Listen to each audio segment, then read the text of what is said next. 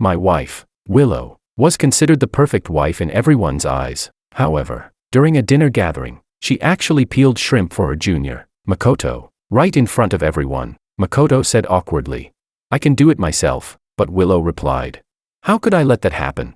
You're allergic to shrimp shells. The last time you peeled shrimp, your hand swelled up like pig trotters, and you still haven't learned your lesson." I couldn't help but sigh. A virtuous wife certainly knows when to be virtuous. While everyone waited to see my reaction, not only did I not lose my temper, but I continued chatting and laughing with our business partners as if nothing had happened. Only after we got home did I tap on the table. I told Willow to kneel down. Then I threw 10 jeans of shrimp in front of her. I said, "Peel them. Kneel there and peel every last one." Chapter 01. I had always been very satisfied with my arranged marriage partner. Willow came from a respectable family, had an impressive background, knew how to speak with tact, and after marriage, she never stayed out all night. She wasn't clingy, nor was she unreasonable. Whenever she stood by my side, she always knew what should be said and what should not be asked. To outsiders, she was Mrs. Wong, the perfect wife, gentle, considerate, and well-mannered. I valued that, not because of love, but because it made life easier. I have a strong aversion to messiness, not only in daily life,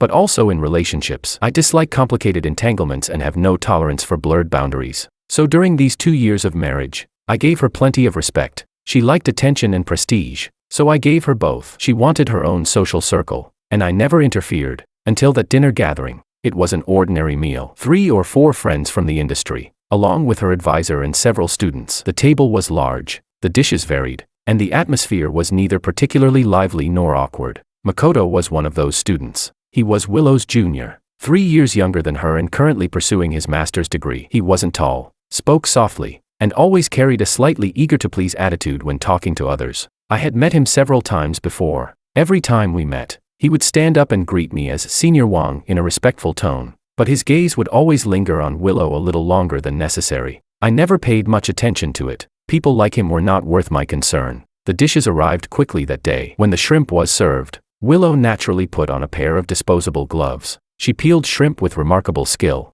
not the awkwardness of someone doing it occasionally, but the ease of someone used to it. She pinched the shell, gave it a light twist, and the meat came out perfectly intact, even the tail remaining whole. After peeling the first shrimp, she didn't put it into her own bowl. Instead, she slid it across the table and placed it onto Makoto's plate. The movement was casual, without hesitation or deliberate intention. Makoto looked up and smiled at her. "Thanks, Willow." His tone was so natural, as if this were something that happened all the time. At that moment, my chopsticks paused in midair. Some people at the table were discussing projects. Others were answering phone calls. No one noticed what had just happened. Willow lowered her head and peeled a second shrimp. Again, it went to him. By the time she peeled the third one, she didn't even need to look to know where he was sitting. She simply reached out, and her hand found the right direction effortlessly. I watched the pile of shrimp shells gradually grow beside her. Her expression was focused, and there was the faintest hint of a smile at the corner of her lips. That wasn't politeness. It was habit. I said nothing.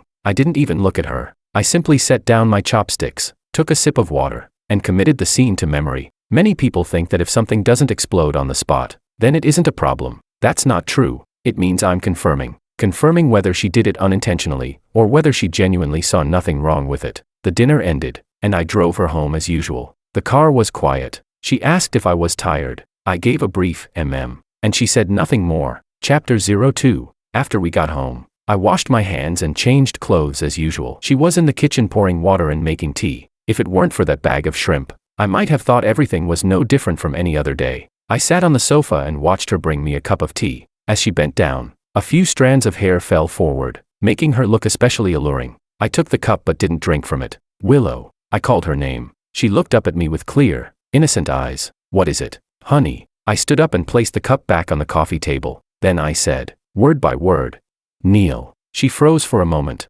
Not out of fear, she simply hadn't processed what she'd heard. "What did you say?" she asked in shock. I didn't repeat myself. Instead, I walked over and placed my hand on the back of her neck. The pressure wasn't heavy, but it left no room for resistance. Forced to lower herself, she didn't realize something was seriously wrong until her knees touched the floor. "George, what are you doing?" Her voice tightened with anxiety. I didn't answer. I simply made sure she was kneeling properly, then released her and walked into the storage room. A few minutes later, I returned carrying a large bag of shrimp, 10 pounds of it, fresh. The ice packs inside hadn't even fully melted yet. I set the bag down in front of her. The shrimp thudded dully against the plastic. Peel them. Her expression changed completely. Have you lost your mind? Over something that small today? At last, she understood what this was about. I just peeled a few shrimp for Makoto. Is this really necessary? She looked up at me, her eyes filled with grievance and confusion. Then she said, "You don't even like eating shrimp anyway." She thought she had found the key point. I crouched down and looked directly into her eyes. Whether I eat shrimp or not has absolutely nothing to do with who you peel shrimp for. Her lips parted.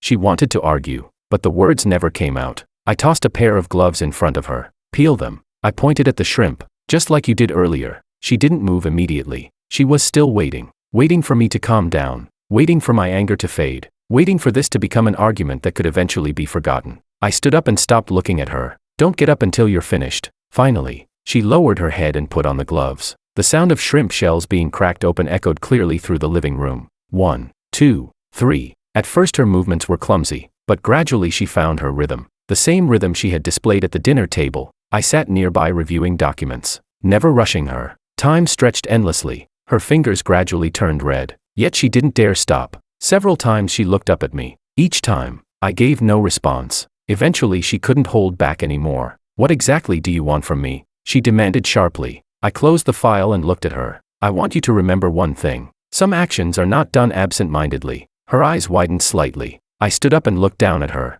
A woman who doesn't understand boundaries is only worth keeping if she can learn to behave. Her breathing caught. Then I continued. "If she can't learn, she'll be replaced." The moment those words fell, her entire body stiffened. A shrimp shell slipped from her fingers and landed on the floor. I said nothing more. That night, I made her peel all 10 pounds of shrimp. There was no shouting, no struggle, only piles of shrimp shells covering the floor. Before turning off the lights in my study, I glanced at her one last time. She was still kneeling there, her back perfectly straight, as though she were being stubborn, or perhaps simply forcing herself to endure. Chapter 03. When morning came, the house was quiet. Willow was in the kitchen frying eggs. The sound of oil sizzling was soft, as if she were intentionally trying to keep the noise down. When she saw me come out, her hand paused briefly before she turned the heat lower. "You didn't sleep much last night, did you?" She pushed a plate toward me and spoke gently. "Why don't you go to the office a little later today?" I sat down without looking at her. "Same schedule as usual." She nodded and handed me a cup of coffee. As always, she stood nearby, waiting for me to take the first sip. I didn't drink it. She quickly realized something was wrong. "Are you still upset?" She smiled slightly, testing the waters. "I really wasn't paying attention yesterday. It won't happen again." Her tone was natural, as though she were dealing with a minor mistake that could easily be forgiven. I pushed the coffee cup back toward her. "I'm leaving after breakfast." She froze for a moment, then quickly continued. "I already apologized." Lowering her voice, she said, "You can't keep acting like this forever, can you?" I didn't respond. The driver took us to work. Neither of us spoke during the ride. She scrolled through her phone in the back seat, occasionally glancing at me. Several times it looked like she wanted to say something, but she stopped herself. When we arrived at the office, I got out of the car. She followed. "Dinner together tonight?" she asked. I looked back at her. "You should focus on your own plans first." She remained standing there, watching as the car door closed. The expression on her face slowly disappeared. After entering the company, I attended meetings, signed documents, and handled emails as usual. The rhythm of the day hadn't changed. Only a few access permissions had been quietly adjusted. Before lunch, my assistant handed me a report. "CEO Wang, the projects you previously arranged for your wife have all been suspended." I nodded. At 3 in the afternoon, Willow called. I didn't answer. 5 minutes later, she called again. I still didn't answer. Before the end of the workday, she appeared downstairs at the company. She was dressed formally, her makeup immaculate, looking as though she were about to meet someone important. By the time reception called me, she had already been waiting for 10 minutes. I told them to let her come up. When she entered my office, her expression was already strained. "Why aren't you answering my calls?" she asked. I closed the file and looked up at her. "I was in meetings. I sent you messages. I saw them." She stood in front of my desk without sitting down. "Then why didn't you reply?" I looked at her and answered flatly. "There was no need." Her brows furrowed. "George, we're married," she said. "Is there really any point in giving me the cold shoulder like this?" I leaned back in my chair and didn't argue. After waiting for a response and receiving none, frustration crept into her voice. "I already apologized for yesterday." She emphasized every word. "I told you I'd be more careful in the future. What else do you want?" I stood up and walked toward the window. "Do you think that was an argument?" She was silent for a moment. "What else would it be?" she replied. Couples argue all the time. I turned and looked at her. If that's how you want to see it, then fine. Call it an argument. The tension visibly left her body. Good. She smiled. I knew you wouldn't keep dwelling on something so small forever. She turned to leave, then suddenly remembered something and looked back. Oh, right. I'm traveling out of town tomorrow for a forum. Didn't you tell me to book first class? I was trying to reserve my ticket earlier, but the system said I don't have sufficient authorization. I looked at her. The trip has been cancelled. The smile froze on her face. What? The forum? You're not going. Why? Her voice rose slightly. My advisor personally recommended me for it. I've already accepted. You can still decline. She stared at me, trying to determine whether I was joking. Frowning, Willow said, "You're interfering with my work." I didn't deny it. Her words came faster. "Weren't you always the one saying you supported me? And now, because of one dinner, you're going to cancel everything I've arranged?" I walked back to the desk and picked up my coat. "I'm not canceling them." I paused. "I'm taking them back." The color drained from her face. "What does that mean?" "It means everything you're using right now was given to you by me." I looked directly at her. "And if I decide to take it back, I don't need a reason." Her breathing became noticeably uneven. "You can't do this." She shook her head. "I'm not living off you." I glanced at her once. "Then that's perfect." With that, I walked out of the office, giving her no opportunity to say another word. Chapter 04. That night, she didn't come home. The next morning, I left as usual. The house was empty, and the dining table was almost unnaturally spotless. Around noon, my assistant informed me that several transactions had been blocked by the system. "Your wife's card was used a few times, but none of the payments went through." I told him not to do anything about it. That afternoon, Willow sent me a message. "My card isn't working." I didn't reply. A while later, another message arrived. "Is there a problem with the system?" I still didn't respond. By evening, she came directly to the company. This time, she didn't wait for reception to announce her arrival. She stormed straight into my office. "What exactly are you trying to do?" Her emotions were clearly on the verge of breaking loose. I signaled for my assistant to leave. Soon, only the two of us remained. She stared at me and said word by word, "Do you think this is fun? Watching my cards get declined, watching my projects fall apart, and then waiting for me to come crawling back to beg you. Does that make you feel accomplished?" I placed my phone on the desk. "Weren't you the one who said this was just an argument?" My words immediately silenced her. Only then did she lower her posture slightly. "I'm not saying you aren't allowed to be angry." Her voice softened. "But the way you're handling this is too much." I stood and walked toward her. Whether it's too much or not is for me to decide. Instinctively, she took a step backward. Biting her lip, she said, "I'm not some canary locked in a cage, controlled by you in every aspect of my life. I have my dignity too." I looked at her calmly. "Is that dignity earned by peeling shrimp for another man?" Her face instantly flushed red. "You're bringing that up again." Her voice trembled. "I already explained it. It was just a casual gesture," I said. "So what comes next?" "A casual kiss." She bit her lip and fell silent. I returned to my seat and reopened my file. "You can keep telling yourself this is just an argument." I didn't even look up. "I don't expect you to understand." She stood there for a long time without moving. Finally, she asked, "When are you going to restore everything?" I looked up. "Restore what?" "The cards, the flights, the schedules." She looked at me steadily. "There has to be some deadline, doesn't there?" I met her gaze. "When you stop treating a matter of principles as if it's merely a matter of emotions." She froze. Then, biting her lip again, she said, "You're punishing me." I didn't deny it. The look in her eyes gradually became unfamiliar. "You weren't like this before." I closed the file and replied word by word.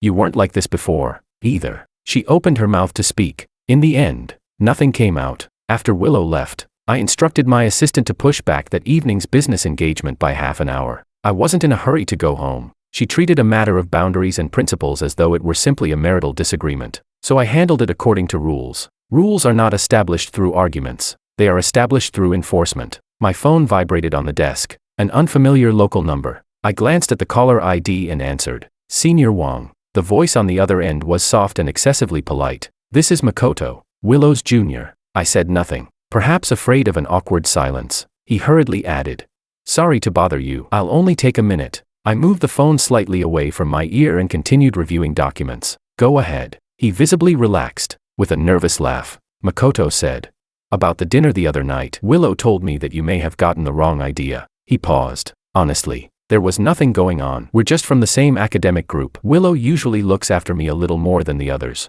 I asked. "Looks after you enough to peel shrimp for you?" He stopped for 2 seconds, seemingly organizing his thoughts. "That's because my hands are allergic," he quickly explained. "If seafood shells scratch my skin, I get an allergic reaction. I felt embarrassed at the time, but Willow is kind. She didn't want me to feel awkward, so she helped me out. I neither laughed nor argued. That kind of excuse wasn't even worth refuting. In fact, the smoother he delivered it, the more obvious it became that he had rehearsed it beforehand. He continued. Willow has been really upset these past 2 days. She genuinely cares about you. At school, she's always been strong-willed. There aren't many people who can make her lower her head. He paused before adding. After she went back last night, she kept explaining everything. She said you're very strict with her, and she's willing to change. That crossed the line. He was defending her, speaking on her behalf, and at the same time, quietly trying to paint me as the villain. Chapter 05. I closed the file and spoke evenly. After telling me all that, what exactly are you trying to say? He panicked and immediately denied it. No, that's not what I mean. I just don't want you and Willow to end up unhappy because of me. As if afraid I wouldn't believe him, he sped up his speech. How about this? From now on, I'll keep my distance from Willow. Any project discussions can go through our advisor or the group chat. I won't contact her privately anymore. He sounded very sensible. So sensible that it almost felt like he was giving me instructions. I ignored his declaration and asked only one question. Who told you to make this call? There was another brief silence. Willow doesn't know. His voice lowered. I decided to do it myself. Willow cares a lot about her reputation. She doesn't like discussing family matters with other people. I just felt bad seeing her suffer. He disguised his concern carefully, subtle enough to seem innocent, suggestive enough to be intimate. I switched the phone to my other hand. Makoto Ito. I called him by his full name. Yes, George, I said. Willow's affairs are none of your business. He responded immediately. I understand. I just didn't want you to misunderstand her. I paused. Then my voice turned cold. Whether I misunderstand her or not is none of your concern. I continued. And if you truly feel guilty, there's something you can do, he immediately asked. Please tell me, I said. From now on, don't call me by my name when you see me. My voice was flat. We're not that familiar. The breathing on the other end clearly faltered. Okay. He forced a laugh. Then I'll call you CEO Wong. I gave a brief acknowledgement and was about to hang up, but he hurriedly stopped me. CEO Wong. Willow really is a good wife. She's never done anything inappropriate. He spoke quickly, and the reason she takes such good care of me isn't anything else. When I first joined the research group, I didn't understand anything. She helped me through a lot. Then he added.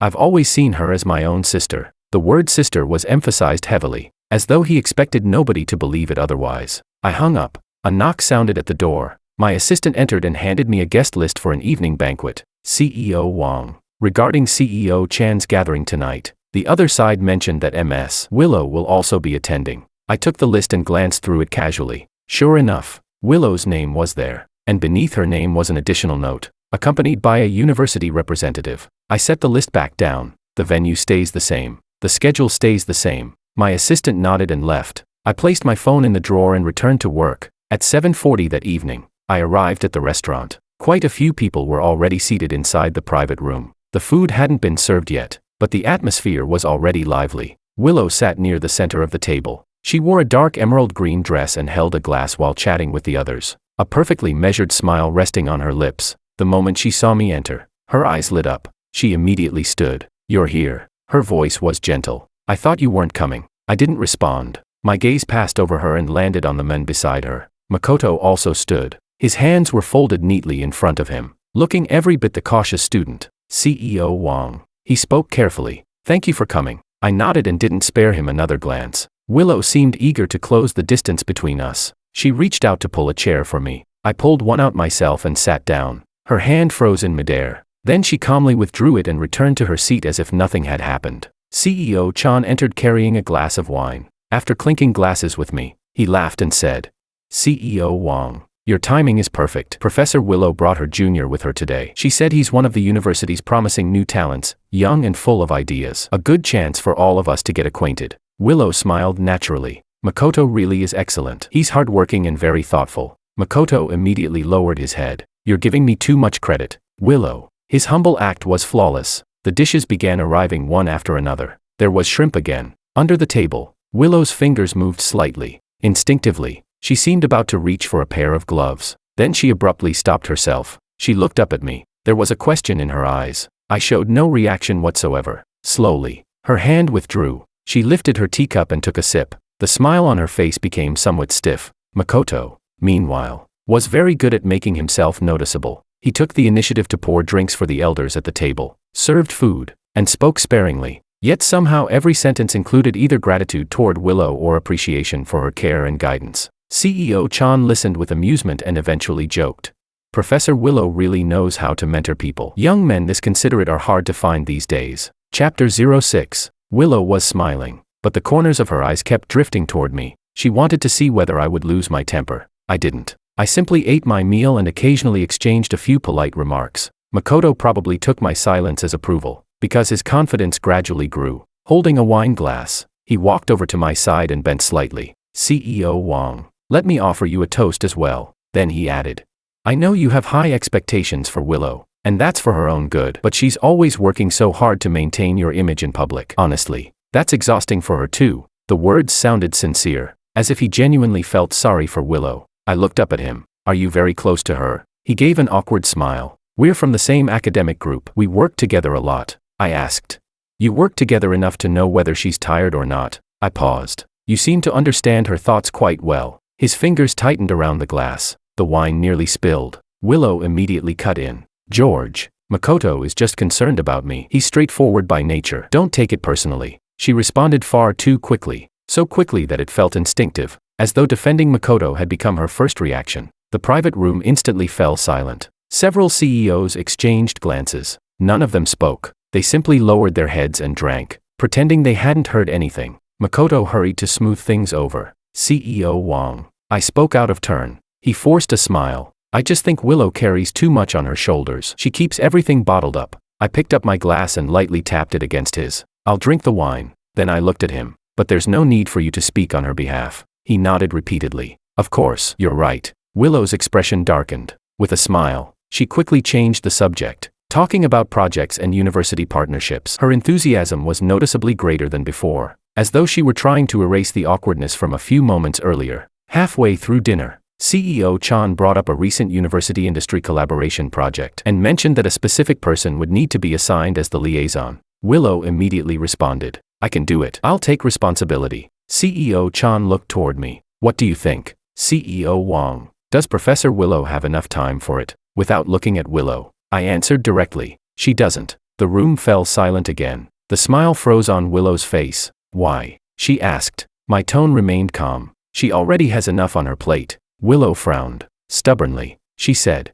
This project was negotiated by my advisor and me. I'm the most suitable person to handle it. Makoto lifted his head as if he wanted to support her. Then he forcibly restrained himself. He merely set down his glass, wearing an expression that suggested the situation was unfair to Willow. I ignored him completely. Instead, I turned to CEO Chan. The liaison will be changed. I'll arrange someone from my side. CEO Chan's expression shifted briefly, but he quickly smiled again. That's fine. If CEO Wang is handling it, I'll feel even more assured. Willow's grip on her glass tightened. I could see her chest rise and fall once. That statement had clearly struck a nerve, but in a setting like this, she couldn't lose her temper, nor could she afford to. So she swallowed her emotions and forced a graceful smile. Then I'll follow your arrangement. The words sounded obedient. Her eyes, however, were cold as frost. When the dinner finally ended, Makoto rushed ahead to press the elevator button. He stood beside Willow, almost as though he were protecting her. Willow walked over to me and lowered her voice.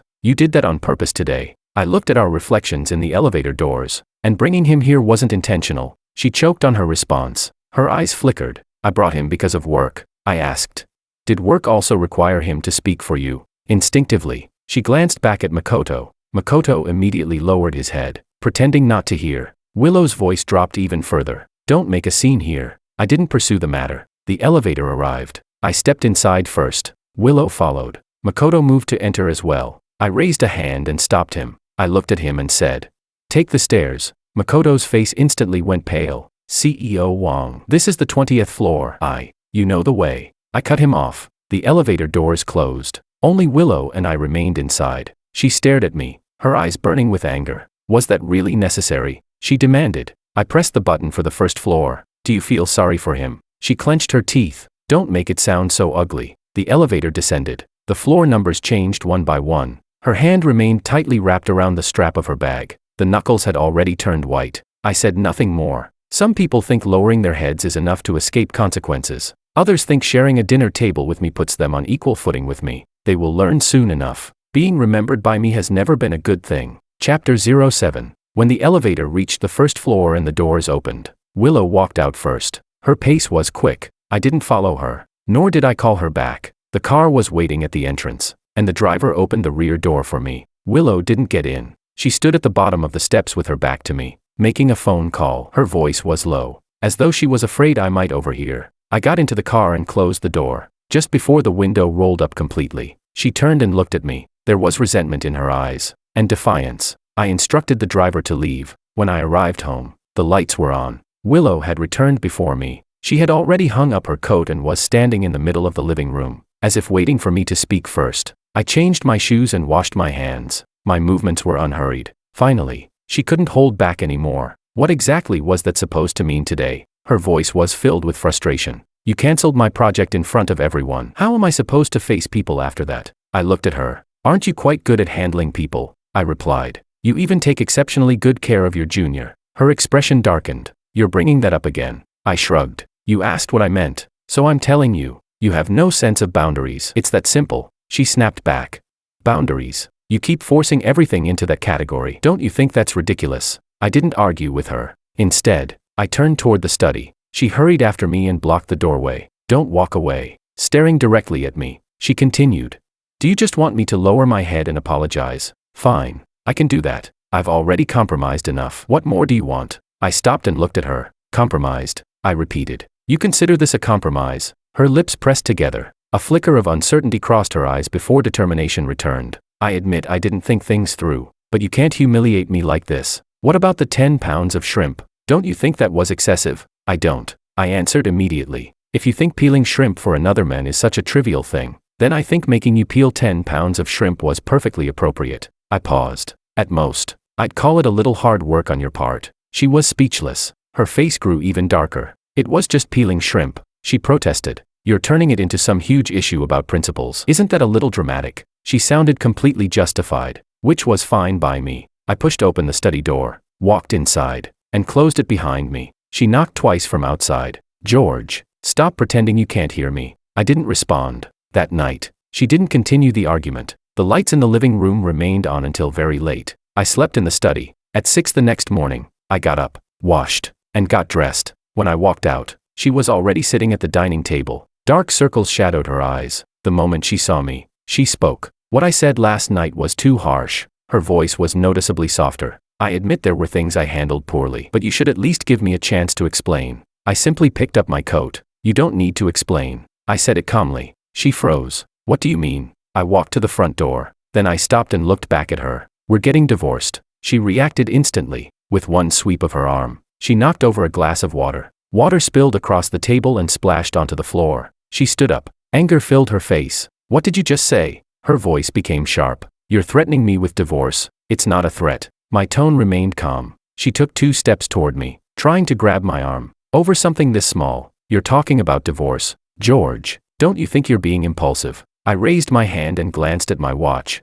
I have a meeting at 9. If you want to argue, contact my lawyer. Her expression shattered. Lawyer? You've already contacted a lawyer? I didn't deny it. Her fingers trembled. It was as if she had suddenly realized I wasn't speaking in anger. Her voice shook. You're serious? I'm always serious when I make decisions. She clenched her teeth. Her eyes reddened. Yet she stubbornly refused to cry. This is because of Makoto. I don't believe that for a second. She pointed at me. You've wanted to divorce me for a long time, haven't you? You've been unhappy with me for ages. You're just using this as an excuse and blaming everything on me. I looked at her and let out a short scoff. You're the one who brought him in front of me. You're the one who let him stand beside you and speak on your behalf. Those were your choices. I met her gaze. And adults are responsible for the consequences of their choices. She immediately fired back. He only came with me to discuss a business collaboration. I asked.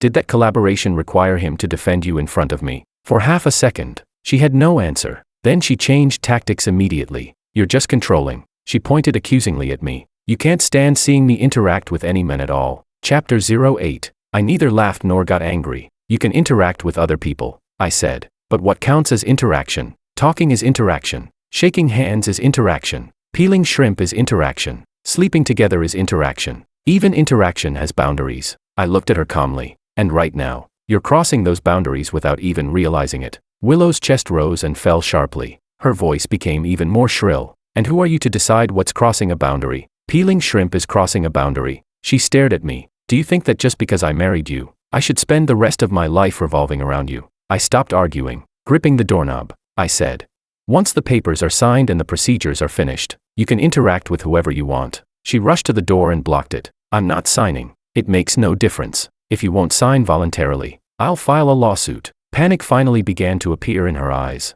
Even so, she stubbornly refused to back down. You wouldn't dare. What good does this do for you? She glared at me. Aren't you the one who cares most about your public image? I pulled the door open. The times have changed. Willow, divorce won't damage my image. Her fingers tightened around the doorframe until her knuckles turned white. George, don't forget this was an arranged marriage. If you divorce me, how are you going to explain it to both families? I'll handle the explanation. I answered without hesitation. She froze, as if she couldn't believe I was this indifferent. I didn't stay any longer. I left the house and got into the car. Not long after we drove away, my assistant sent a document to my tablet. It was the preliminary draft of the divorce agreement prepared by my lawyer. I skimmed through it. The terms were straightforward. Premarital assets would remain with their original owners. Joint assets would be divided according to agreed proportions. As for the house jointly registered under both our names, she would receive a compensation payment based on its value. Everything was written clearly and transparently. There was no unfair settlement, nor was there any attempt to make things difficult for her.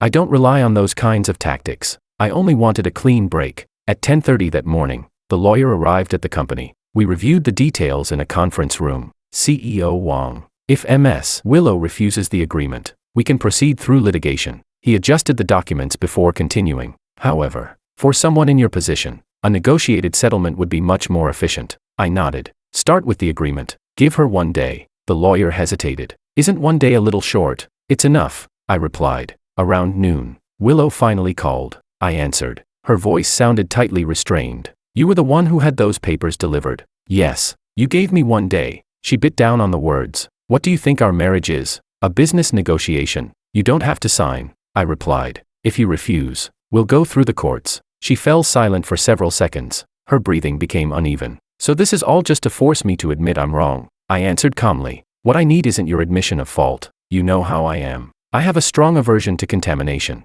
What I need is a clean relationship. The silence on the other end became frightening. A long moment passed before she spoke again. You're really not leaving me any room at all. I already gave you room, I replied. You simply didn't take it seriously. Her voice began to tremble. I didn't cheat. I didn't do anything. So why are you treating me like this? I didn't launch into a lecture, nor did I try to explain everything. I simply said, the reason you think you've done nothing wrong is because your values are already distorted. You think you're not the problem, and that's exactly the problem. The words clearly struck a nerve. Suddenly, her voice rose. Then tell me where the problem is. Explain it clearly. I had no interest in repeating myself. I'm not a broken record. She paused for half a second. Then, as if grabbing onto a single point of attack, she spoke slowly and deliberately. The day I peeled shrimp for him, you got that angry. Her voice became lower. Did you think I became dirty because of that? Is that really how little you think of me? I replied. No. You simply have no sense of boundaries. She let out a cold laugh. Boundaries? What kind of boundaries do you expect me to have? He's my junior. He needed help. Am I not even allowed to help him? There are many ways to help someone, I answered. You chose the one that crossed the line the most. Her voice caught for a moment, as though the remark had hit its mark. But almost immediately she raised her voice again. You're blowing this completely out of proportion. Chapter 09. I didn't continue arguing. I simply said, reply to the lawyer before 5 this afternoon. Then I hung up. At 3 o'clock, Willow appeared at the company. This time, she didn't force her way in. Reception notified me first, and only after I gave permission was she allowed upstairs. She wasn't wearing any makeup today. Her complexion looked pale, as if she hadn't had the energy to care about her appearance. Yet her back remained perfectly straight, stubbornly supporting the last traces of pride she refused to surrender. George, standing in front of my desk, she threw the agreement onto it. What exactly is this supposed to mean? I leaned back in my chair. If you can't understand it, ask your lawyer. She stared at me. You're giving me money and compensation for the house. Her voice tightened. Is this supposed to make you look generous? I looked up. It's the proper division of our shared assets. She bit her lip. Her voice softened slightly. You think I'll be grateful for this? You don't need to be grateful, I answered. You only need to sign. Tears gathered in her eyes, but they didn't fall. Do you really not want me anymore? She asked. I corrected her. I'm removing something unclean from my life. She abruptly raised her head. How have I wronged you? Her emotions finally broke through. After I married you, I always protected your reputation in public. I never caused trouble at home. You keep saying I have no boundaries. But have you ever considered that you've never treated me like a real person? You treated me like a decoration. Her voice trembled. Her hands trembled as well. I looked directly at her. I didn't avoid her gaze. Then I said, a decoration doesn't cross boundaries. The word struck her like a blade. The color instantly drained from her face. Can you really be this heartless? She asked. I'm not heartless, I replied calmly. I simply don't compromise. She stared at me desperately, as if still waiting for me to soften, waiting for me to say, if you're willing to change, we can still continue. But I didn't. I placed a pen in front of her. Then I said, word by word, sign it. We can complete the procedures today. Her fingers slowly reached toward the pen, then stopped in midair. Pressing her lips together, she asked, what if I refuse? You can refuse. I met her eyes. The outcome won't change, only the amount of time required. Something in her expression finally changed. It wasn't anger. It wasn't grievance. It was the emptiness that comes when hope suddenly disappears. Slowly, she sat down. She picked up the pen. The tip hovered above the paper for a very long time. George, her voice was barely audible. Will you really never regret this? I didn't answer the question directly. Instead, I said, I don't lack women. Her hand trembled. The pen scratched a thin line across the paper. Then I finished the sentence. My tone was as steady as if I were negotiating a business deal. What I lack is a woman with clear boundaries. Her eyes had become intensely red. Finally, she lowered the pen and signed her name on the agreement. The moment she finished signing, her hand dropped to her side, as though all strength had suddenly left her body. She looked up at me. Her lips were pale. So this time, her voice was hoarse. It wasn't a threat. I gathered the agreement and pressed the intercom button. Send the lawyer in. Chapter 10. The day the divorce was finalized, I had the driver take a detour to the family estate so I could make everything clear. This had been an arranged marriage, not a love story. Once the process was complete, only a few formal words needed to be said. The relationship had run its course. Our personalities were incompatible. From now on, we would each go our separate ways. The elders on her side of the family didn't look pleased, but no one pressed for details. What they cared about was the outcome and the interests involved. The answer I provided was clear enough. Willow did not return to my residence. She moved back into the apartment she had owned before the marriage. It was in a good location, with tasteful interior design. The property belonged to her. She seemed to think she was merely changing addresses, that her social circle remained intact,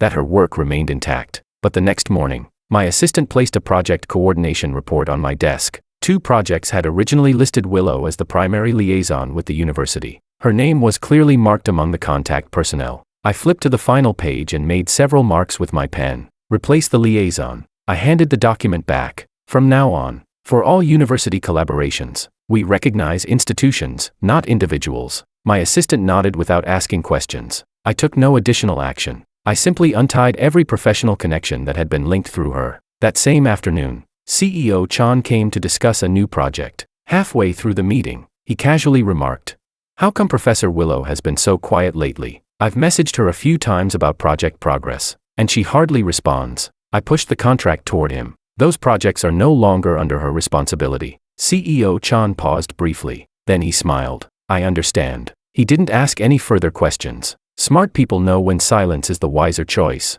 On the 3rd day, Willow came looking for me. Not at the company. At a private club I frequented. She was waiting at the entrance. Her outfit was elegant and carefully chosen, but faint dark circles lingered beneath her eyes. Her smile remained graceful. Maintaining it, however, clearly required effort. Can we talk? She asked. I didn't stop walking. Instead, I continued toward the entrance. The agreement has already been signed. There's nothing left to discuss. She quickened her pace and caught up. I'm not here to ask for reconciliation. That made me stop. I turned my head slightly toward her. Then why are you here? She bit her lip. The projects. Her voice tightened. Did you have me removed from them? I answered with a single word. Yes. No explanation. No elaboration. Immediately, anxiety flashed across her face. Those partnerships were negotiated by me. My advisor has been asking why I was suddenly replaced. I don't know how to explain it. I looked at her. The reason you need an explanation is because you've become accustomed to operating through my status. Her expression shifted. Biting her lip again, she replied.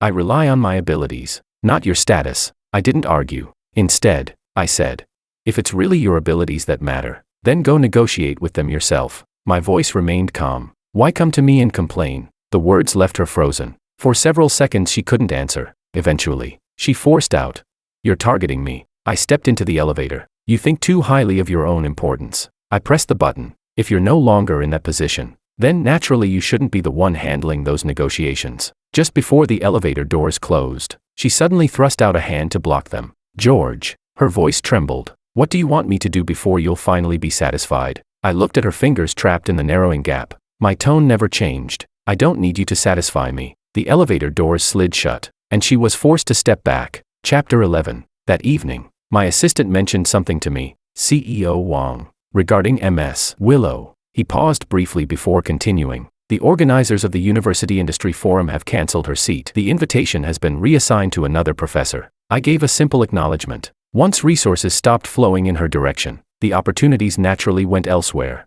Over the following days, Willow lost her footing. Her carefully arranged schedule, lectures, exchanges, meetings, corporate visits, all of it was disrupted. After all, those opportunities had never truly been hers to decide. Everything depended on whether others were willing to provide her with resources. If they were willing, she had a place at the table. If they weren't, she wouldn't even be invited to sit down. She called me once. I didn't answer. Later, she sent a short message. "I want to meet." I didn't reply. I had no need to maintain appearances with an ex-wife. A week later, Willow appeared in the lobby of one of our partner companies. I had invested in that company, not heavily, but enough to have people on its board. She had gone there to discuss a university joint research project. Under normal circumstances, she should have been allowed in. Instead, she was stopped at reception, not rudely. In fact, the politeness was so flawless that it left her with nothing to attack. "Professor Willow, we're very sorry." The receptionist smiled professionally. "Your name isn't on today's meeting list. The project manager is currently in a meeting and may not be available. Would you like to leave your materials with us? We'll make sure they're passed along." The smile on Willow's face began to crack. "You confirmed last week that I would be handling this project." The receptionist remained perfectly courteous. "Then perhaps the liaison has been changed." Willow stood in the lobby gripping her phone tightly. Right there, she dialed the project manager. The phone rang for a long time before someone answered. "Professor Willow, I'm sorry." The manager's voice was low. "There have been some last-minute adjustments. We're still interested in the collaboration, but the liaison has been changed." A brief pause. "Please don't make this difficult for me." "Who replaced me?" she asked. The manager hesitated for 2 seconds. "Someone from CEO Wang's side." The color drained instantly from Willow's face. That day, she didn't lose her temper. She lowered her phone, turned around, and walked away. Her steps were quick, as though she were afraid someone might witness her humiliation. The next day, she went to see her advisor. Her advisor was an elderly professor known for his gentle temperament. He always left room for people to save face. But that day, he asked only one question. "Have you allowed personal problems to interfere with your work?" Willow's lips moved. "No." The professor looked at her and sighed. "I don't care what problems you're having at home." His voice remained calm. "But people have stopped extending you the same courtesy they used to. You should think carefully about why." Willow's fingers tightened around the strap of her handbag. She wanted to argue, yet she realized she had no evidence with which to defend herself. Everyone's attitude toward her seemed unchanged, and yet completely different. Before, people had eagerly opened doors for her. Now, they politely stepped aside. That kind of distance was the most painful, because it didn't look like an attack. It looked like everyone was simply following procedure. She began trying to repair the situation through other means. She contacted corporate executives she had once shared tea and conversations with, inviting them to meals, requesting meetings. Their responses were courteous. "I've been very busy lately." Another time, she reached out to wealthy socialites who had once treated her warmly at dinner parties. They responded just as politely. "My child has been sick recently." Another time, in a single day, she could hear the phrase "another time" more than a dozen times.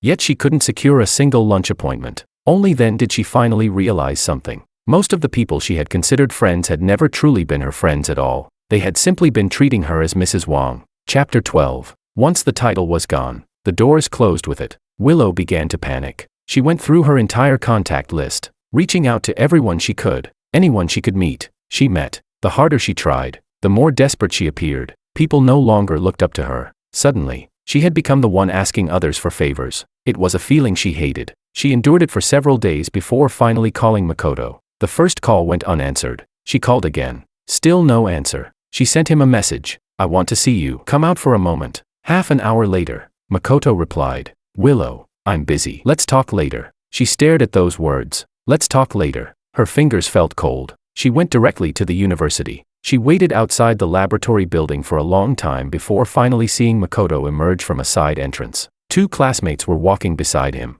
The moment he saw her, his pace visibly slowed. Then he pretended not to notice and lowered his head. Continuing forward, Willow hurried after him and grabbed his sleeve. "Makoto." Her voice was sharp. "Are you avoiding me?" The 2 classmates froze, exchanging a glance. They wisely found an excuse to leave. Only then did Makoto turn around. A troubled smile appeared on his face. "Willow, what are you doing here?" She bit her lip. "I called you. You didn't answer. What could you possibly be so busy with that you can't even return a call?" Makoto gently pulled his sleeve free. The movement wasn't dramatic, but it was unmistakable. "Willow, I've genuinely been busy lately. My advisor has been pressuring me. I still have progress reports to prepare." Willow spoke quickly. "Did you say something to George after that dinner?" Makoto immediately waved his hands. "I didn't say anything." Willow stepped closer. "You called him. Don't bother denying it." For a split second, Makoto's expression changed. Then the innocent look returned. "Willow, I was worried the 2 of you would have conflict because of me." His voice lowered. "I only wanted to help mediate between you. I had good intentions." "Good intentions?" Willow let out a cold laugh. "If your intentions were so good, why didn't you ask me first?" Makoto's gaze shifted away. "I didn't think that far ahead." Willow stared at him, as if she were seeing him clearly for the first time. "I've lost projects. My speaking invitations have been cancelled. I can't even get meetings anymore." Her voice tightened. "You say you meant well. Then can you help me now?" Makoto's shoulders subtly shrank. "Willow, what could I possibly do about something like this?" His voice became even softer. "As for CEO Wang," he hesitated. "Once he makes a decision, nobody can change his mind." Willow's eyes instantly reddened. Biting her lip, she said, "Weren't you so confident that night? Weren't you the one speaking for me? Weren't you the one explaining my feelings? Now that I actually need your help, suddenly there's nothing you can do." A flash of impatience crossed Makoto's face. It disappeared almost immediately. "Willow, don't do this." He forced a gentle tone. "You 2 were husband and wife. Couples argue and then make up. You should just go talk to him." A pause. "Haven't you always been good at handling relationships like this?" The words pierced straight through her. Willow's expression froze. "Talk to him," she repeated softly. "You think there's anything left that could make him listen to me?" Makoto said nothing. That silence was more revealing than any answer. It wasn't that he didn't understand. He did. He had simply begun calculating costs and benefits. And suddenly, Willow understood something as well. Makoto had never drawn close to her because of who she was. He had been drawn to the door behind her. Now that the door was closed, he had no interest in standing outside it any longer. Willow slowly released her grip. Her voice turned cold. "You can go." It sounded as though Makoto had been waiting for those words. He immediately nodded. "Willow, take care of yourself." Then he turned and left, quickly, as though afraid she might try to stop him again. Willow remained where she was. Her face was frighteningly pale. For a moment, she wanted to call after him, but no words came out. Suddenly, the entire situation felt absurd.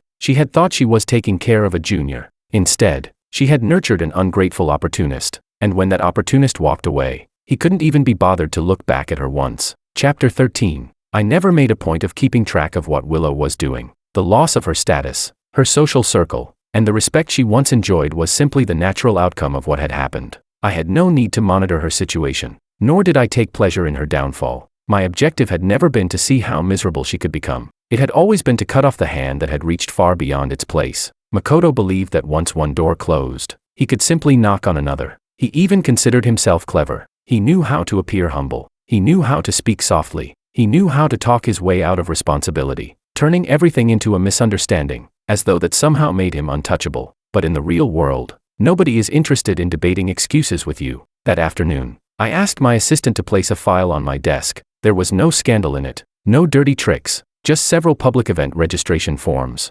invitation confirmations, event correspondence emails, and a few signed receipt records, all traces he had left behind himself. Using Willow's name, he had contacted a company and claimed they were organizing a university industry collaborative project exhibition that required sponsored booth space. The company had copied one of our partnership managers on the email. The wording was very clear: Professor Willow's team, student Ito responsible for execution. The problem was that no collaborative exhibition had ever been approved by us. On one of the registration forms, he had even listed a title for himself: Wang Group Cooperative Project Coordinator. At first glance, it seemed insignificant, but it was enough to make uninformed people assume he had official authorization. My assistant asked, "Should we issue a clarification letter?" I shook my head. No. A clarification letter would be like slapping someone from a distance. Loud, visible, but not direct enough. I wanted him to lose face in front of everyone. 2 days later, an industry exchange conference was held at the city's newly completed exhibition center. The organizer was the Shenwan Association.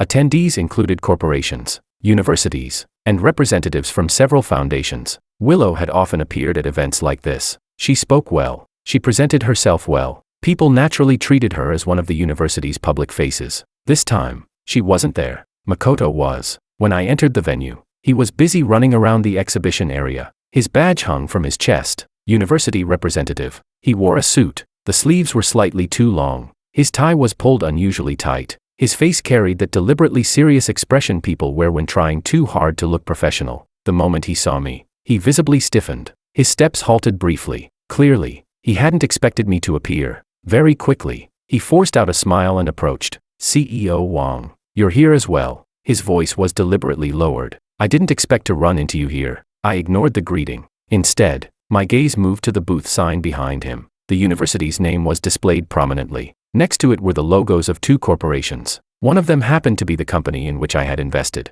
I asked, "You're responsible for this booth?" His eyes flickered away. "Oh, He hesitated. "I'm just helping out." I looked at him. "Helping out?" Then I glanced at his badge. "You've helped yourself into becoming a university representative." The smile froze on his face. 2 association officials happened to be passing nearby. Upon hearing my question, they slowed their pace. Immediately, Makoto lowered his voice. "CEO Wang, could we discuss this privately?" I looked at him calmly. "Aren't you the one who enjoys speaking on behalf of other people?" I paused. "Now that it's your turn, suddenly you want privacy." His face instantly turned red. "That's not what I mean." He hurried to explain. "I just don't want this to affect Willow, Professor Willow's reputation." He was still calling her Professor Willow, as if saying her title aloud could somehow continue protecting him. I stopped paying attention to him and walked straight toward the main conference hall. One segment of the event involved project presentations. Several organizations would present their collaboration achievements and future plans on stage. Makoto had been scheduled third. His name appeared clearly in the conference handbook. University Project Execution Representative. I sat in the front row. Beside me were the association's Secretary General and 2 corporate executives. When the host introduced the third speaker, Makoto stepped onto the stage, holding the microphone. He took a deep breath and bowed. "Distinguished professors, leaders, and corporate partners, good afternoon. My name is Makoto, and I come from..." Before he could finish the sentence, murmurs had already begun spreading through the audience, because the project title he announced was nearly identical to the one Willow had previously negotiated. Only the subtitle had been changed. He advanced to the second slide of his presentation. Printed at the bottom of the page were the words, "Joint Exhibition, Wang Group Collaborative Project, Chapter 14. I heard one of the corporate representatives beside me clear his throat and turn to look at me. I set down my pen and raised a hand toward the host. The host froze for a moment before handing me the microphone. "CEO Wang, do you have a question?" I stood up. My voice wasn't loud, but it carried clearly throughout the hall. "There are several matters I would like to clarify." I paused. "First, has this project received authorization from my company to use our corporate name as a joint exhibitor?" The expression on Makoto's face changed instantly. His grip tightened around the microphone and then loosened again. The color drained from his lips. The host turned toward the association's Secretary General. The Secretary General was equally stunned. Clearly, he had not expected this situation. I continued. "Second, Mr. Ito listed his position in the registration documents as Collaborative Project Coordinator." I looked directly at the stage. "Who appointed him to that position? Where is the appointment document?" The room fell silent with remarkable speed. Some people began flipping through the conference handbook. Others stared at Makoto on the stage. His eyes darted around briefly. Still, he forced a smile. "CEO Wang, there may have been a mistake during registration." His voice was becoming unstable. "I'm only a student. How could I possibly?" "Then let's discuss the third issue." I cut him off. "When contacting external companies, you used Willow's name. You copied our company representatives on those emails." I paused. "And you wrote, Professor Willow's team, Student Ito responsible for execution." My gaze remained fixed on him. "Who authorized you to write that?" Makoto swallowed hard. His Adam's apple moved visibly. He opened his mouth to explain, then seemed to realize that any explanation he gave could easily contradict something else. The humble, harmless persona he usually relied on was useless here. The host's expression grew increasingly awkward. Trying to ease the tension, he quickly said, "CEO Wang, perhaps this is simply a misunderstanding. We can discuss it after the conference." I raised a hand. The host immediately fell silent. A misunderstanding is possible. I looked toward the stage, but even misunderstandings have causes. Then I addressed Makoto directly. Makoto, you can explain it clearly in front of everyone. My voice remained calm. Did you use your identity as Willow's junior to present yourself as the university's designated liaison? The last traces of color vanished from Makoto's face. Instinctively, he looked toward a section of the audience, as if searching for someone who could save him, but Willow wasn't there. The shadow he was looking for no longer existed. A corporate representative in the audience frowned. CEO Wang, if this is true, we'll need to reassess the risks of this collaboration. Another attendee from a foundation spoke up as well. There's nothing wrong with a student representative presenting on stage. He adjusted his glasses, but you cannot make commitments to external parties using authorization that doesn't exist. Makoto panicked. He pulled the microphone closer. His voice trembled. I never made any commitments. I was only responsible for implementation. I just assumed Professor Willow had approved it. Assumed. I repeated the word. Then I took out my phone. Opening an email, I handed it to the Secretary General beside me. This is the coordination email you sent. I looked back at Makoto. It contains the phrase Wang Group Joint Exhibition. I paused. Did you add those words yourself? Or did someone instruct you to add them? Chapter 15. The Secretary General only glanced through the email twice before his expression darkened immediately. The moment Makoto saw that reaction, his panic became even more obvious. He tried to steer the conversation back toward the familiar defense of good intentions. CEO Wang, I truly didn't mean any harm. His voice shook slightly. I just wanted to make the project better. I wanted the resources. I cut him off. Resources aren't something you can simply reach out and take. I remained where I was, my voice calm. If you want resources, you apply through proper procedures. If you want a joint exhibition, you obtain legitimate authorization. I looked directly at him. What you're using right now is someone else's name, someone else's relationships, someone else's position. Makoto's eyes reddened. Still, he forced himself to continue. I work hard too. Every day I'm running experiments and writing reports. I only wanted people to see the results. No one in the audience responded. Hard work is a qualification, not an exemption from responsibility. The host glanced at me. It was obvious he wanted to end the discussion. I didn't continue pressing him. Instead, I delivered one final statement so everyone would understand exactly where the boundary lay. Effective immediately. Any joint exhibition involving our company and this project is suspended. I looked around the room. If the association or any corporate partners require coordination,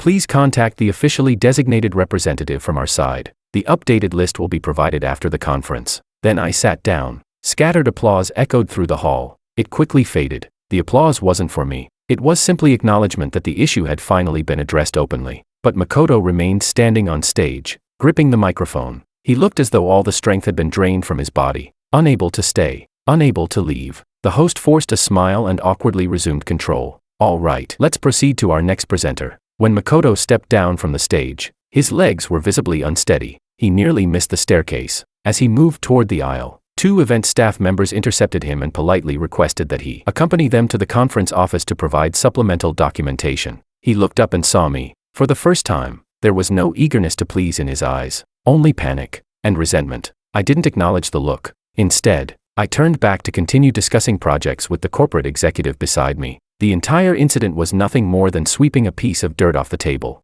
After the conference ended, many people passed by and stopped to greet me. One person asked, CEO Wang, that student just now, isn't he Professor Willow's junior? I answered.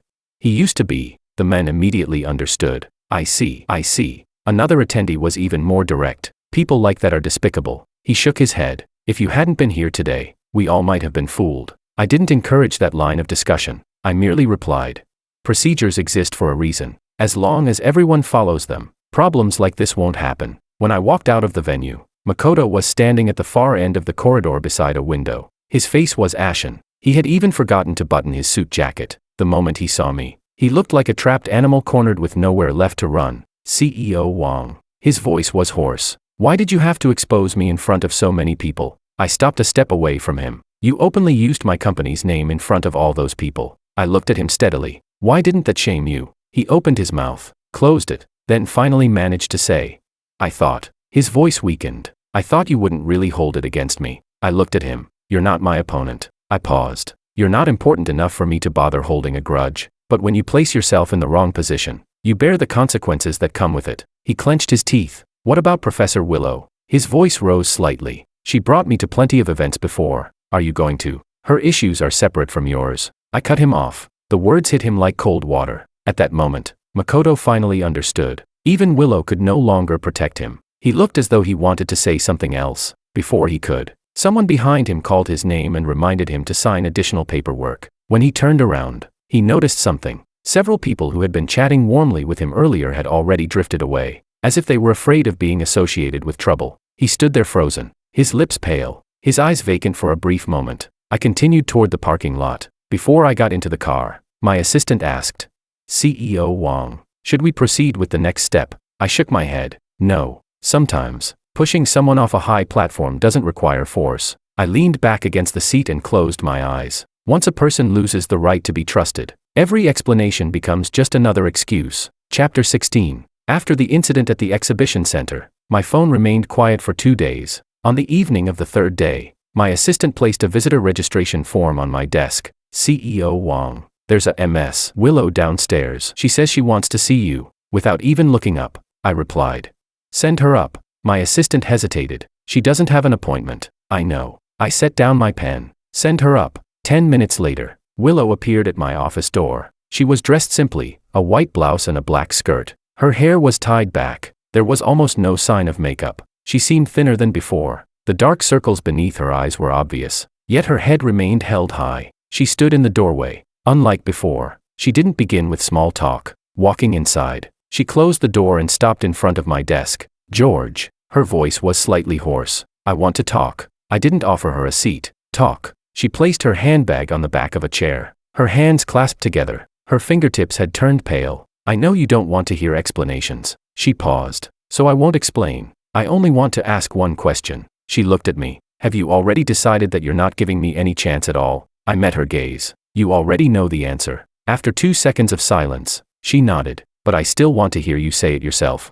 I closed the file in front of me. "I already gave you a chance." Her lips moved slightly. Then, she swallowed. "What if I'm willing to change?" I didn't answer immediately. She seized upon the silence. "I can change." Her words came quickly. "I really can. I won't contact Makoto anymore. I won't bring him to any events. I won't let him appear in front of us again." She looked at me desperately. "If you think I've done something wrong, I'll change it however you want." She sounded serious, so serious that it felt like she was presenting a formal proposal. I looked at her. "Why are you saying all this now?" She froze. "For us." A faint smile crossed my face. I slowly shook my head. "No, we're already over." I looked directly at her. "What you're asking for now is a return to the past." Her eyes reddened. Her voice dropped. "I don't want to be replaced." I raised my gaze toward her. "The person you've always cared about most is yourself." The word struck a nerve. Immediately, she tried to deny it. "No, it isn't." "Yes, it is." My voice remained calm. "You became accustomed to being Mrs. Wang.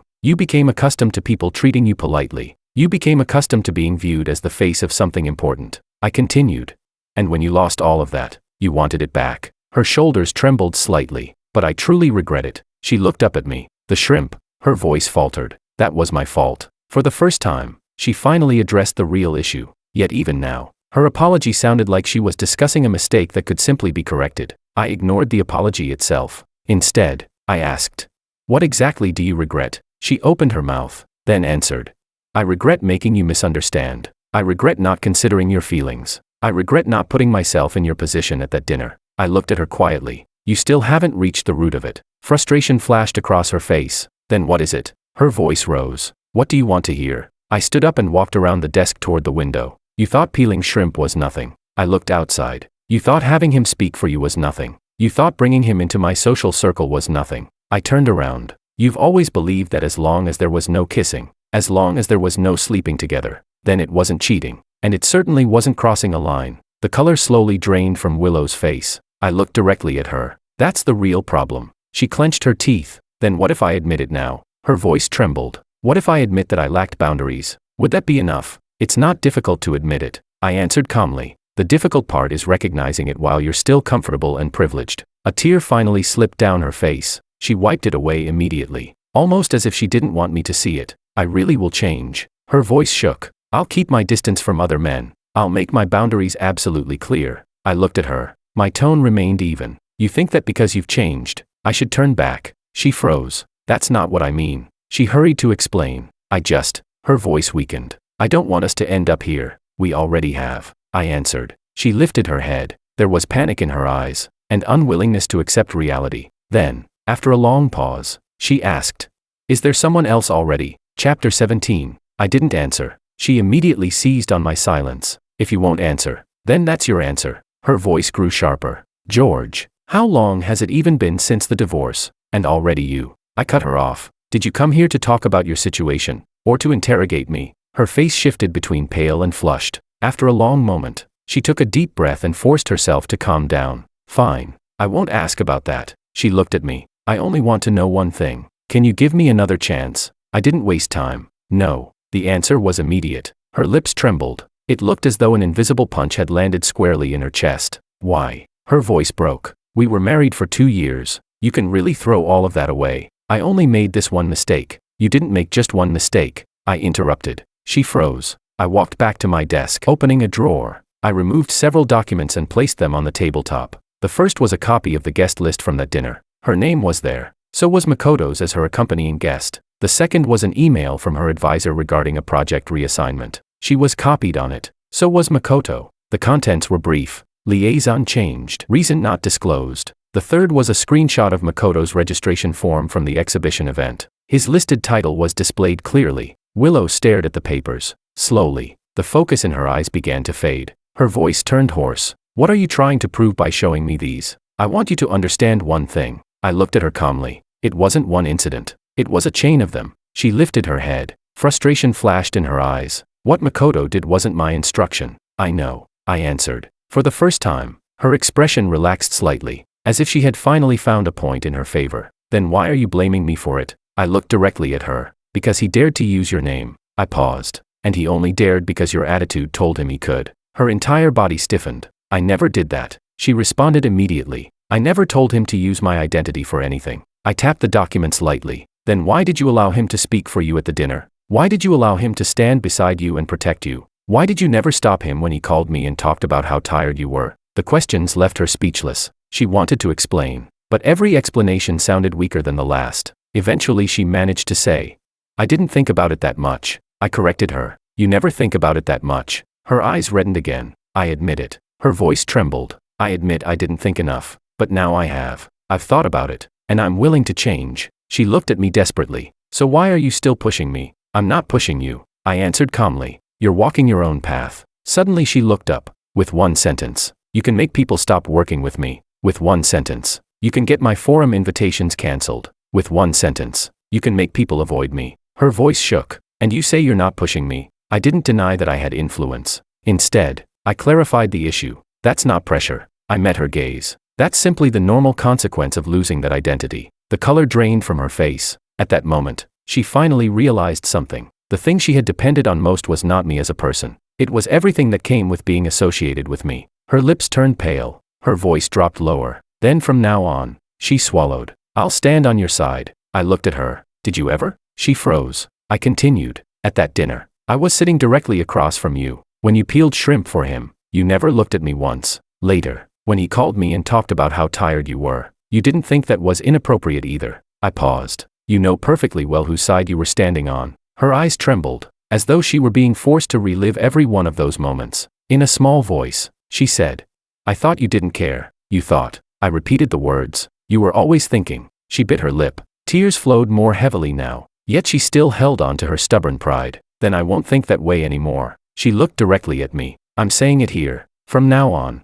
I will never allow anything like that to happen again." Her voice echoed through the office, but for the first time, even she seemed uncertain whether she was making a promise to me, or trying to convince herself. Chapter 18. I wasn't moved by her tears. I sat back down in my chair and looked at her. "You're talking about the future." She nodded. "Yes, the future," I replied. "I don't need your future. How can you be this heartless?" Her voice carried a sob. "You weren't like this before. At least before. You would let me finish talking." I looked at her. "I did let you finish." She shook her head. "No, you didn't." "I did," I answered calmly. "You said you'd change. You said you'd have better boundaries. You said you regretted it. You said you didn't want to be replaced. You said you didn't want things to end up like this." I paused. Then my voice turned colder. "But every one of those things was said only after you'd already lost everything." She froze. I continued. "You didn't come here because you suddenly understood what was wrong. You came here because you suddenly understood the consequences." Her breathing became unsteady. It was as if someone had ripped the mask from her face in public. She wanted to argue, but she couldn't find a single convincing argument. Finally, she revealed what she thought was her last bargaining chip. I can cut Makoto out of my life. I interrupted immediately. Whether you cut him out or not has nothing to do with me. I looked at her. Don't mistake your current emotional collapse for a solution. She stood there stunned. Then what do you want?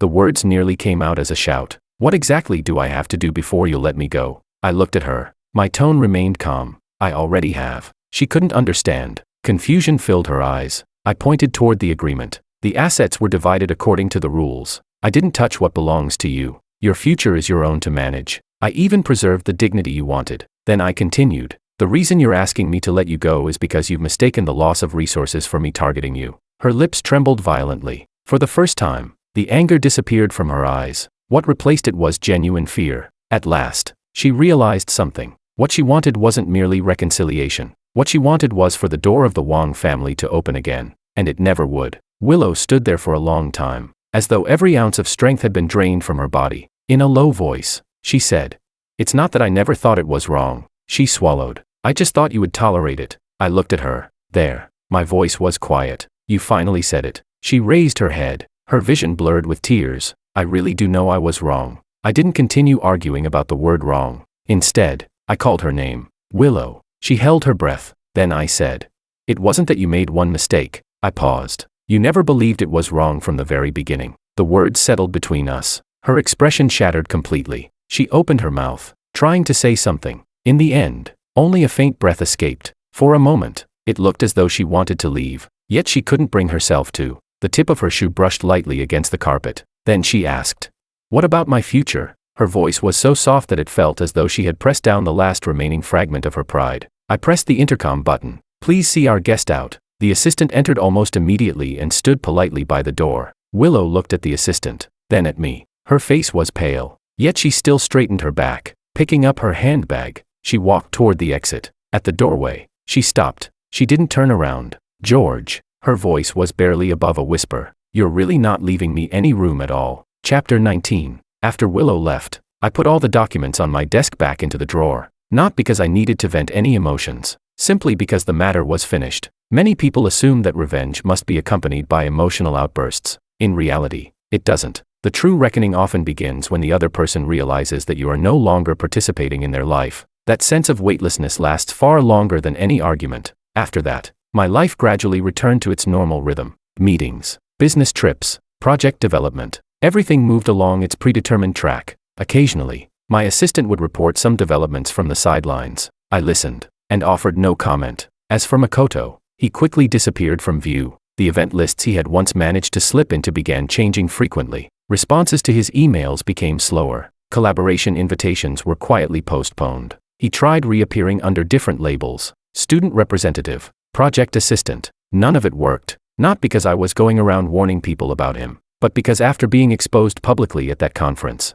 everyone understood one thing. This was a person without boundaries. In many professional circles, that's a fatal flaw. Later, I heard he had left his original team. The official explanation was personal career direction adjustment. Where he went afterward, nobody cared enough to find out. Willow, on the other hand, became much quieter. She never came looking for me again. She was intelligent enough to understand that doing so would only humiliate herself further. Instead, she began trying to rebuild her life, using the education, experience, and network she had always possessed. She genuinely had ability. The problem was that ability takes time to translate into results once external support disappears, and she had become accustomed to being elevated by others. Now, no one was elevating her anymore. She had to wait her turn. For her, that adjustment was even harder than outright rejection. Occasionally, I saw her at public events. Never too close, never too far. Close enough to recognize, far enough to remain strangers. She seemed calmer than before, more restrained when she spoke,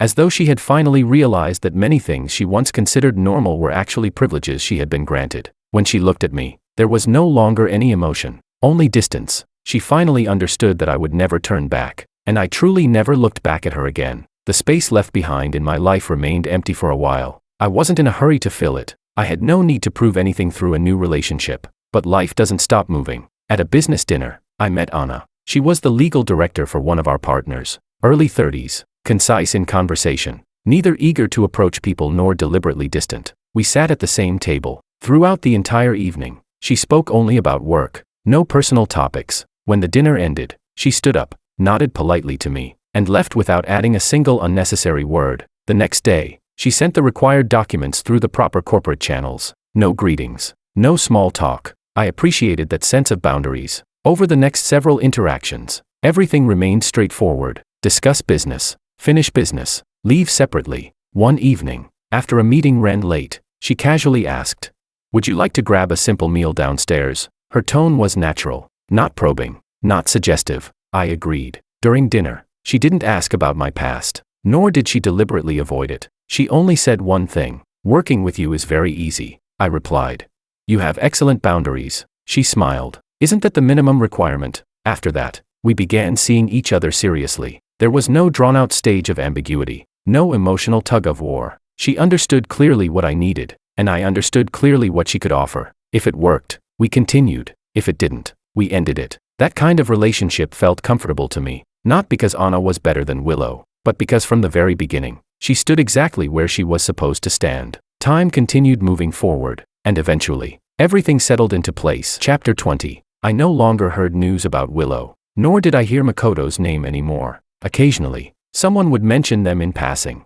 "Oh, the former Mrs. Wang. I heard she's handling projects independently now." I would simply nod. Past relationships don't need to be settled over and over again. They've already expired. One evening, I returned home. The kitchen was spotless. Anna stood at the counter, placing freshly peeled shrimp onto a plate. Her movements were efficient and precise. She wasn't wearing gloves. The shrimp shells came off cleanly. Nothing elaborate about the technique. She placed the shrimp into a pan and turned to look at me. "Do you want some?" "You can have it," I replied. She nodded, and didn't ask again. Throughout the entire process, she never moved closer to me, nor did she instinctively place anything in front of me. She simply focused on what she was doing. In that moment, I suddenly realized something. What I called a cleanliness obsession was never about rejecting closeness. It was about rejecting disorder, rejecting ambiguity, rejecting people who crossed boundaries while pretending they had done nothing wrong. I sat at the dining table and watched her bring the dishes over. The lighting was clean, the aromas were clear, everything felt exactly as it should, and at that moment, I became certain of one thing: people who have no sense of boundaries do not deserve a place beside me.